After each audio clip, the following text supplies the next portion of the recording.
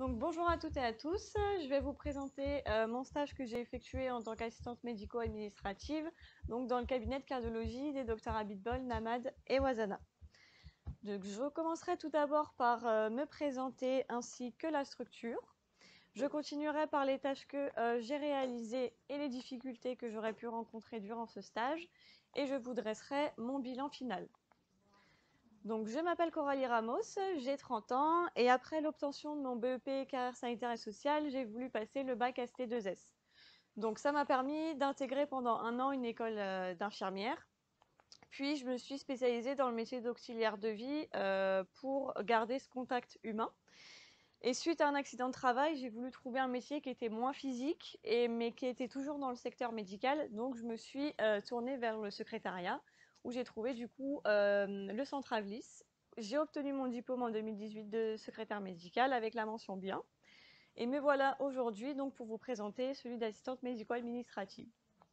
Donc, le cabinet se situe au 18 avenue Lorendal dans le 15e arrondissement de Paris. Il a été créé il y a 30 ans par les docteurs Wadana et le docteur Sebaoun, puis le docteur Namad les a rejoints, ainsi que le docteur Abitbol quelques années plus tard. On y accède par le métro 8 station La Motte-Piquet-Grenelle et le métro 6 station Cambronne. Donc nous avons les trois principaux médecins juste ici, les deux remplaçants ainsi que 4 employés dont moi-même et les 2 stagiaires que je forme actuellement, Marietou et Rachel. Donc, sur cette diapositive, nous pouvons constater la grande diversité des motifs de rendez-vous. Donc, nous avons à peu près un rendez-vous sur 2 qui est une consultation de suivi qui représente à peu près 674 personnes en 30 jours. On pose aussi énormément d'appareils puisqu'en un mois, on peut en poser jusqu'à à peu près 200, ce qui est vraiment beaucoup.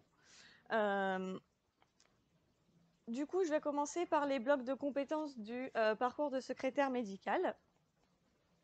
Donc, dans une journée type où je commence à 8h30, donc j'ouvre le cabinet, je vais allumer les lumières, les ordinateurs du secrétariat ainsi que ceux des médecins. Je vais allumer aussi leurs échographes et aérer les bureaux.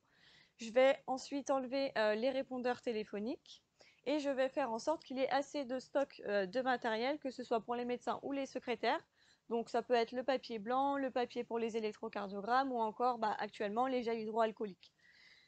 À la fermeture du cabinet, donc quand je termine à 19h, je remets les répondeurs, j'éteins toutes les lumières et en règle générale, ça peut dépendre, mais certains médecins peuvent terminer plus tard la journée que nous, donc ils se chargeront de fermer le cabinet et éteindre les lumières.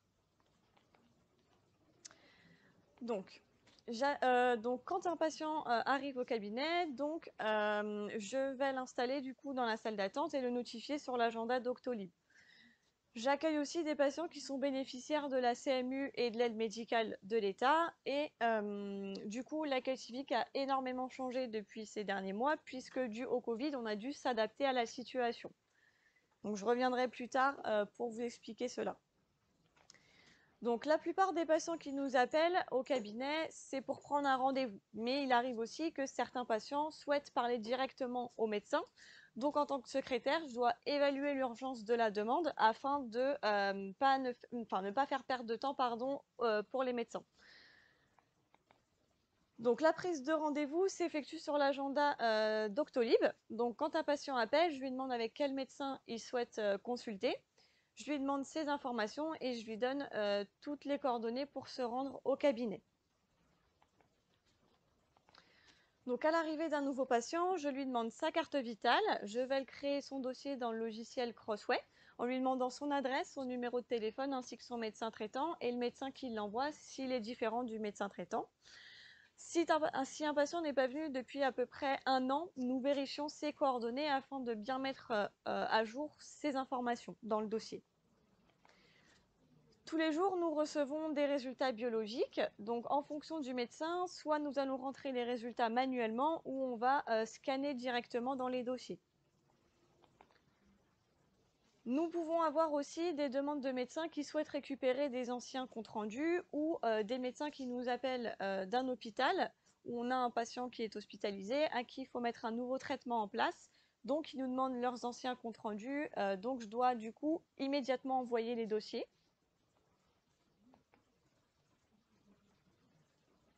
Donc depuis mon arrivée, donc nous corrigeons des comptes rendus. Donc certains comptes rendus sont déjà tapés par les médecins. J'ai juste à vérifier l'orthographe et mettre en forme. Pour les autres comptes rendus, je les tape moi-même, la cardiologue vérifie et ensuite j'envoie le compte rendu. Donc les feuilles de soins peuvent être soit électroniques, soit papier. Donc pour les patients qui bénéficient de la dispense d'avance des frais, je me charge moi-même d'envoyer la feuille de soins à la caisse primaire d'assurance maladie. Donc depuis quelques mois, les médecins m'ont formé au passage des cartes vitales pour les actes médicaux et les télétransmissions en cas d'absence. Donc le tiers payant n'est pas applicable au cabinet, donc même les patients qui sont en affection de longue durée règlent les frais et sont ensuite remboursés à 100% par la sécurité sociale.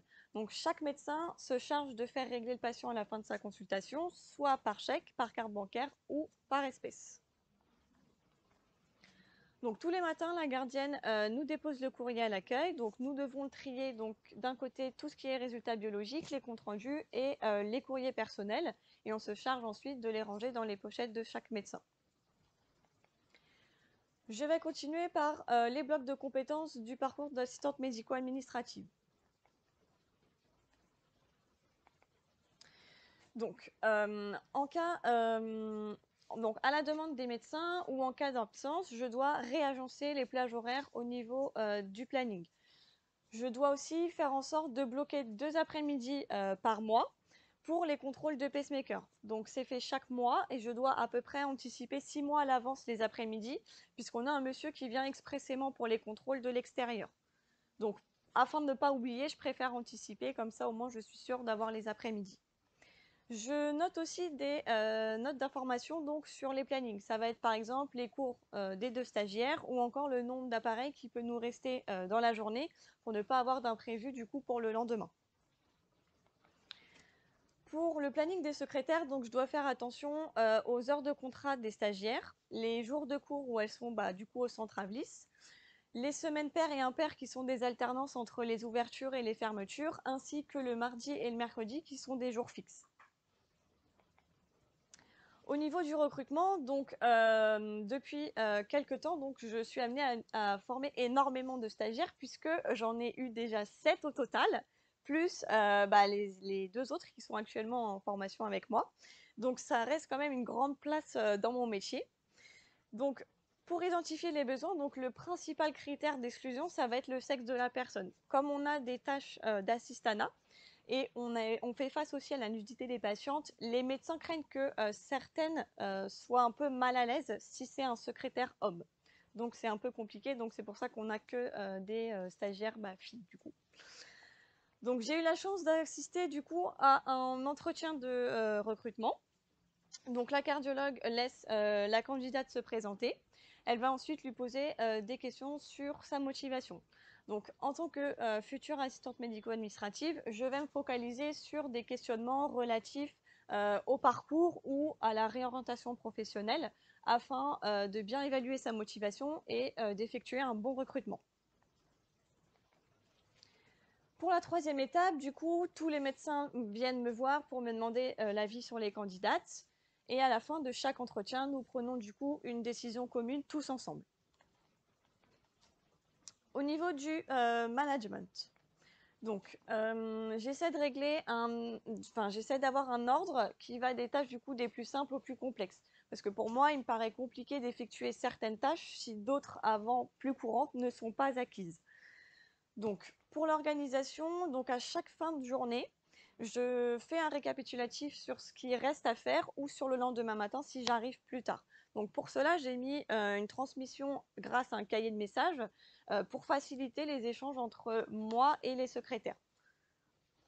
Donc de nature joviale, donc j'utilise ce trait de personnalité du coup pour mettre en confiance mon équipe. Ça a l'air d'assez bien fonctionner puisque j'ai eu le cas avec une stagiaire il y a quelques temps qui avait pris l'habitude d'arrêter de discuter au sein de l'équipe. Donc j'avais remarqué à peu près une communication non verbale et des gestes qui m'évoquaient un peu une nervosité. Donc j'ai voulu avoir une discussion avec elle. Donc ça l'a permis à elle du coup d'exprimer sa colère et son énervement. Et je lui ai rappelé du coup qu'elle pouvait compter sur ma disponibilité et ma discrétion. Donc pour moi, la communication reste vraiment le point culminant au sein d'une équipe et dans le management. Pour le tutorat, donc j'opère en 4 étapes. La première, je vais expliquer mes tâches devant la stagiaire. La deuxième, du coup, je suis présente, je vais regarder ce qu'elle fait et ensuite je vais corriger. La troisième, je vais laisser du coup l'apprenante seule effectuer la tâche, mais je vais donc sans ma présence et ensuite je vais aller quand même vérifier. Pour atteindre du coup l'autonomie, donc je la laisse faire la tâche seule, sans ma présence, en sachant que toutes ces étapes peuvent différencier en fonction de l'apprenante si je vois qu'elle assimile rapidement les tâches. Donc l'assistanat médical a une grande place du coup dans mon métier, puisqu'il faut poser les appareils, expliquer, rassurer aussi les patientes. Il faut aussi gérer l'angoisse, puisque à certains moments, nous avons des pannes d'appareils qui souvent est à l'extérieur du cabinet, donc quand ils les ont déjà sur eux. Donc on essaie de faire au mieux pour leur expliquer s'il y a un problème. Et aussi, il faut le lendemain rentrer les résultats. Donc il faut quand même avoir une bonne gestion du planning et gérer l'angoisse. Donc nous avons des holters du coup ECG. Donc c'est un appareil qui enregistre en continu l'activité électrique du cœur. Donc on peut les poser sur 24 heures, 48 heures ou 14 jours. Nous disposons aussi d'holters de tension. Donc nous en avons deux. Donc ça sert à déceler du coup l'hypertension.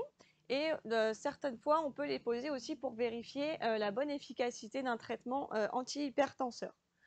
Nous posons aussi des polygraphies du sommeil. Donc, ça sert à déceler du coup les apnées du sommeil, donc quand un patient arrête de respirer durant la nuit.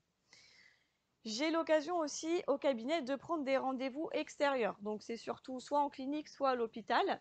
En règle générale, je prends les rendez-vous à la fin des consultations puisque c'est souvent pour des rendez-vous urgents à faire pour les patients. Donc, je suis la seule au cabinet à effectuer les commandes. Donc, pour cela, je tiens une fiche de stock de fourniture. Donc, je vais passer la commande auprès du fournisseur. Je vais régler en carte bancaire. Je vais réceptionner du coup les marchandises. Vérifier du coup ce qui m'a été livré. Je vais valider la commande en tamponnant le bon du livreur et ensuite du coup ranger tout le matériel. Donc les difficultés que j'aurais pu rencontrer. Donc la première a été la difficulté organisationnelle. Donc pallier la formation, les cours, le travail à temps plein, l'activité extra-professionnelle. Donc ça a été compliqué au départ. Donc pour ça, j'ai mis un planning en place. Donc au fur et à mesure, j'ai réussi à trouver une bonne organisation, pardon.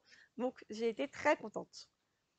La deuxième a été la difficulté due au Covid. Donc, pour le premier confinement, on a été en télétravail. Donc, nous étions connectés à distance sur les postes du secrétariat. Donc, on a eu énormément de soucis de connexion. Donc, ça a été très compliqué. On ne pouvait pas non plus transférer les appels quand un médecin voulait des informations sur un patient ou même un patient qui voulait des informations. Donc, au retour au cabinet, on a mis du coup des salles d'attente spécifiques pour chaque médecin. Les gestes barrières du coup ont été respectés. Nous avons mis aussi du gel hydroalcoolique et des visières au secrétariat. Ça a été compliqué à un moment donné, certains patients ne voulaient pas mettre le masque. On avait beau leur expliquer, donc les médecins se chargeaient après eux-mêmes d'expliquer et c'est sûr que ça passait mieux que nous. La troisième a été du coup la difficulté relationnelle, donc de me retrouver toute seule en tant que responsable à gérer deux stagiaires avec deux organisations de travail, deux caractères différents. Donc pour cela, j'ai mis un système de fiches explicatives pour faciliter le travail, que ce soit pour moi ou pour les stagiaires. Donc il m'a fallu beaucoup d'observance, de temps, mais au fur et à mesure, ça a été beaucoup plus pratique. Pour mon bilan final, donc ça a été ce stage une grande découverte pour moi, surtout sur le plan personnel. Donc je me suis vue mûrir, m'affirmer. Je suis fière d'avoir du coup conjugué la formation à distance, le temps plein, les heures supplémentaires, le départ de ma collègue qui était déjà formée, l'arrivée des deux nouvelles stagiaires qu'il avait fallu du coup que je forme. La deuxième pour moi c'est l'empathie. Donc c'est quelque chose de très important moi je trouve dans ce métier. Donc il faut savoir rassurer les patients, surtout quand ils sont en règle générale assez inquiets et nerveux. Et mon projet, du coup, ça serait d'intégrer une plus grande structure, même si je sais que là, ils veulent aussi m'augmenter. Je préfère quand même, je pense, déjà me rapprocher aussi géographiquement de mon lieu d'habitation, parce que j'ai quand même assez, enfin, quand même pas mal de trajets à faire le matin et le soir, donc ça me fatigue quand même beaucoup. Donc, je voudrais remercier déjà le Centralis donc, de m'avoir permis de refaire du coup ce stage, le cabinet donc, pour la confiance qu'il m'accorde dans la gestion du cabinet, mes proches, mon ancienne collègue aussi, et je voulais remercier surtout les patients, parce que c'est vrai qu'ils nous apportent beaucoup de baume au cœur, moi je trouve, malgré qu'ils aient des difficultés, ils gardent toujours le sourire. Donc merci de votre écoute.